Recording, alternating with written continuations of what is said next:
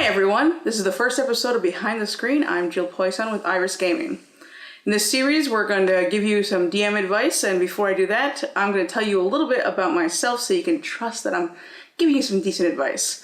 I've been playing tabletop RPGs for over 20 years. I've been DMing for at least 20. I've been working on my own campaign world for the last 16 that we're actually set to publish soon. Our first publication will be Dangerous Don Duffield's Tall Tales of Daring Do, which is a series of 10 adventures that take place about the midpoint of our history that we've worked on with our players, where you get to go on crazy missions like Indiana Jones style stuff. We got, spooky horror kind of scenarios. We have what one of my players described as a gnome mechanical game show dungeon.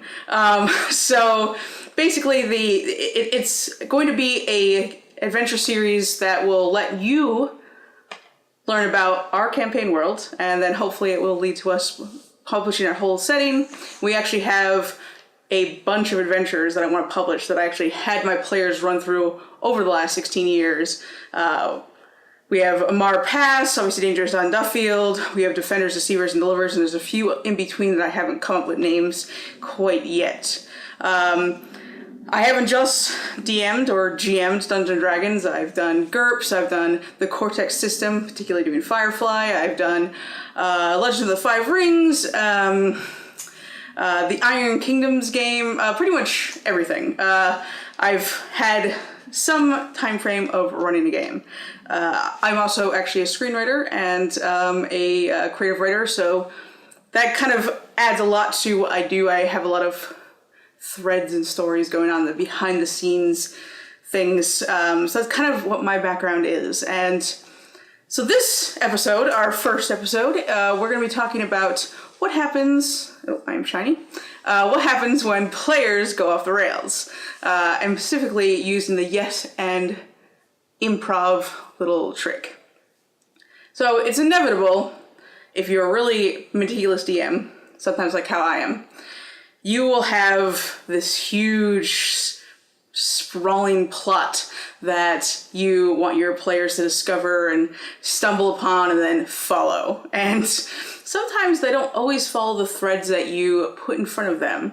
Sometimes they really go off the rails where you've clearly set up this adventure goes to town B while they're in town A, and instead they decide to go to Wilderness C. That's kind of a problem. So you have to kind of figure out what to do. Now, young DMs, maybe their first inquiry is to say no and try to force their players. More experienced DMs, they'll find a way to entice town B option to them. A really experienced DM will realize, okay, well, I wanted this first plot to take place in town B while they're in town A, but they're gonna go to Forest C over here. Just move it. It's the simplest thing. Have whatever encounter you're going to have there start taking place where the players are heading. Now, it's going to require obviously changes. If you had this grand fight and this chase sequence through the streets, well, now it's going to be a grand fight and a chase sequence through the woods, which you can apply a lot of the same things. Winding pathways to the forest. You could have, instead of you were originally going to have some kind of impasse because there was going to be a parade in the town and that was going to stop them from their path of pursuit, and now they had to figure out a way around it. Well, maybe instead it's a big river. And that's kind of the biggest thing, is you just have to think about what were the mechanical parts you outlined and possibly heavily detailed in this original thought pattern, and how can you take that and apply it into the new environment you're in. Now, one of the other ways that you can definitely help yourself in this fashion is kind of have an outline for everything in the area. Now, I'm not saying 10 million pages. That's literally fucking impossible. I'm just saying, okay, town A, the one that they're starting in, you have, the shopkeep's name and, the person who maybe is the sheriff and all this stuff. And then you have all the sites that you're going to have in the town B. But you also know you have a couple forests around there, a river. Name them. Just name them. That way, when your player's like, well, what's the name of this forest? You're not looking at them with wide eyes and come up with something stupid. I mean, we've all named an NPC Bob at one point. And have little just like a little outline of information. Even if you roll it up, find it online on like random generators, you know, maybe Forest C has a nymph in it, which could definitely make it for interesting change. Or maybe the Forest C is haunted a little bit. You can add those elements, and then when the players go off the rails and completely go in a different direction, despite all the massive signs that you have that say plot this way and they go this way, you have something to make that area unique that you can lean on while you're figuring out how to take all this plot and move it over here. So each little area in your generalized map where they are, figure out little interesting things. Think about, you know, like I said, you could have the forest be haunted, or there could be a really powerful nymph who maybe for passage wants something from the players. And it doesn't have to be the standard, you know, nymph's gonna fuck them or something like that. And if you haven't noticed, I swear in these videos. But you could have, you know, maybe the nymph is upset because there's a hunter in the woods, and he's just going above and beyond. There's one thing providing for your family, and it's another thing to be a poacher. And she asked the players, you know, can you deal with this hunter? And while they're dealing with that hunter, and you're dealing with this little random encounter that you hastily kind of just like wrote a little bit of outline, it's not really cemented, while you're working there on that gives you something to lean on while you're figuring out in your head how you're going to add that other adventure into the woods. And that's like the biggest thing that I always try to do, is I have all my adventures start off with some probably ridiculous idea that I usually think up while I'm driving, or I'm in the shower, or I'm making dinner, or something ridiculous like that. And I don't have time to write it down, but I think in my head. Your phone, by the way, is your best friend. Is you can just do a little audio recording while you're driving, or you're, well, I guess theoretically not in your shower, when you're in the shower, but when you get out, just a little quick recording of what your idea is.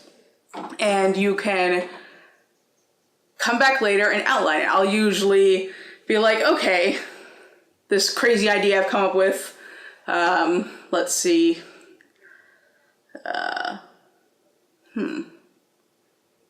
think. Oh, actually, let's just go with the nymph scenario.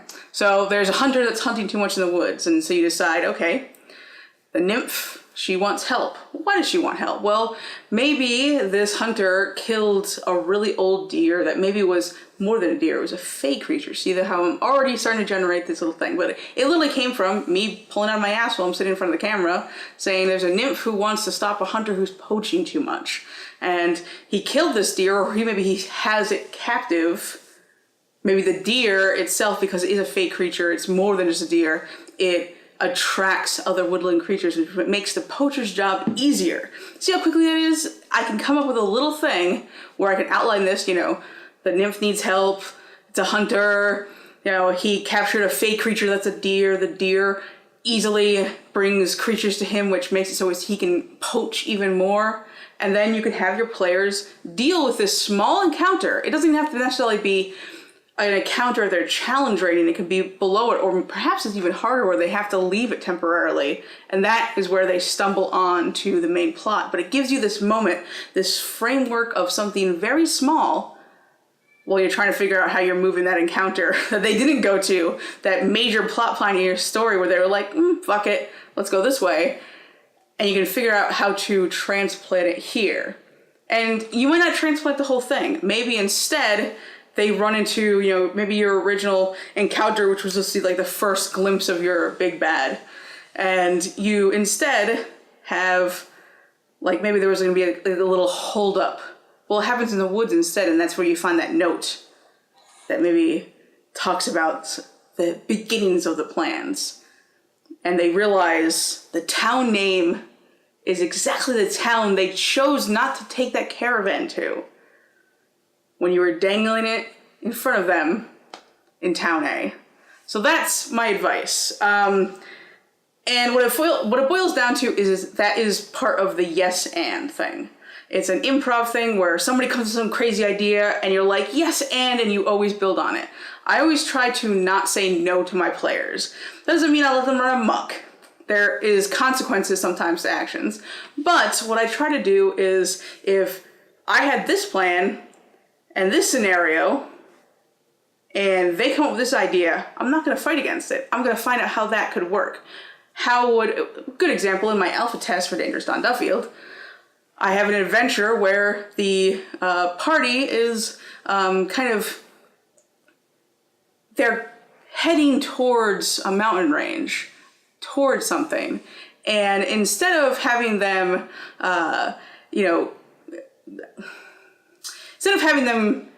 forcing them up the mountain, they made a plan to instead camp out and try to lure what's up in the mountains. And I didn't fight it. I helped them build their little trap. I put down a battle map, put a bunch of trees on it. I gave them a marker so that they could draw all the little traps, the trenches that they were building, where they were going to put tree logs to come swinging at any incoming people, where were they going to set up the central area to fight against some creatures that fly above.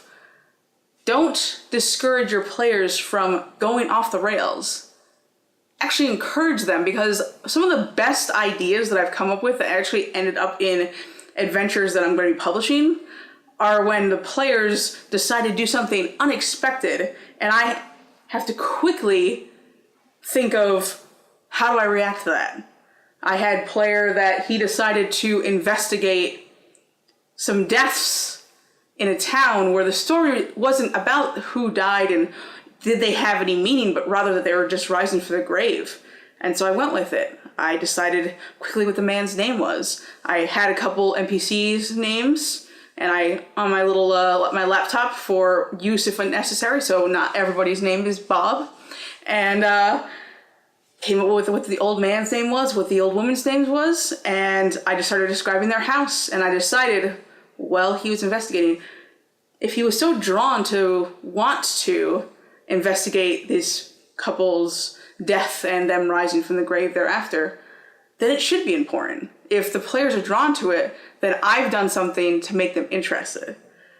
So let's follow that thread, make it exist. And what I did was, I had the old man, he was formerly a cleric of that god, and he had been investigating the weird occurrences in the forest as well, which gave them information that I intended maybe they would find in the forest, but instead they found it in town because they decided to investigate the old man's death. So that's what I'm talking about. Always yes and what your players do. Always try to find a way to make their ideas central to your plot. Even if their plans are ridiculous sometimes. I've had players try to seduce dragons. I've had players who randomly decide to hit on NPCs of little importance. Well, I'm going to find a way to make them important. Even if it's not in this adventure, they're going to be important in a later adventure. My philosophy in DMing has always been and always will be, what the players do to the campaign world, and it's usually chaos, should be important. They are heroes, even if they are anti-heroes or maybe slightly villainous. They are incredibly powerful, even at low levels, above the common man. What they do should, in fact, shape your campaign world for decades or centuries to come. So make what your players do important. Find a way. The best way to do that, as I said, was just come up with a little, three-thing outline, main idea of a brewery. Here's the brewery, who made it. Maybe someone's stealing some of the booze, or someone's disappearing, or, their shipments keep getting attacked. You put those in, you may never use that outline, but it's there for your use when the players go, a brewery? I want to go there. Never mind about this thing you're dancing in front of me. Always follow what the players do, and then thread your plot back into it, is my advice on this behind the screen. We're going to be doing a bi-weekly schedule at first. I'm hoping to extend that to a weekly schedule and also have additional content added to it. This will be made possible with our Patreons. Right now, I'd like to thank our first one, Sean Fontaine. He's actually been a fan of Iris Gaming when we first decided that we were finally going to jump into the professional sphere. We did our first public beta testing last July at the Game King for RPG Day of Dangerous Don Duffield's Tall Tales Dare and Do, and Sean signed up. He played enthusiastically, and he's been beta testing the rest of the adventures ever since. He has, he's our first Patreon, which is why he's getting thanks right now. And that's what I like about the RPG community is there's a lot of enthusiasm when you find content you like. If you notice, I'm wearing a Critical Role shirt. So the more Patreons we get, the more I'll be able to create content because it'll free up my time. And so if you want to join our Patreon, the link will be in the description below. We're going to be doing alpha testing and beta testing of content like new player species, items, magic items and mundane, creatures, and occasionally adventures actually for new things. So if you want that and the latest information on Iris Gaming as we move forward and kind of get ready to publish Dangerous Don Duffield's Tall Tales Dare and Do, which will be going Kickstarter August 1st. This is the first time we're announcing this publicly. And you'll get the inside information. We're going to show you what it's like to publish. Not a lot of people do that. I can name Swords Fall as one. Swords Fall has been an awesome resource of figuring out how to run a Kickstarter, how to publish. But not a lot of groups say, okay, we started with an idea. Now you're going to go through the publishing process, which includes a Kickstarter. We're going to show you this. We're also going to give you interesting content on how to DM, how to plan adventures, and also just kind of all kinds of other crazy things. There'll probably be some map making with Incarnate, with Dungeon Fog. There'll be minis painting, although I admit I'm terrible. And any other crazy content I can think of that is going to be relevant to running a game. So thank you again for joining us for this first episode, and have a good Memorial Day weekend, because this is when this is coming out.